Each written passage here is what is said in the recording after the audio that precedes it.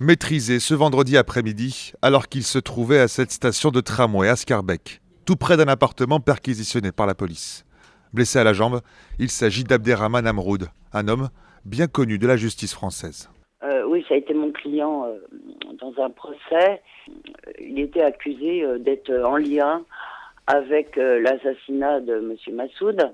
Ce qui lui était reproché, c'était de pas avoir de papier régulier pour être en France. Et deuxièmement, d'être allé faire de la marche en montagne. Interdit de se rendre sur le territoire français, Abderrahmane Amroud avait été condamné en 2005 à 7 ans de prison.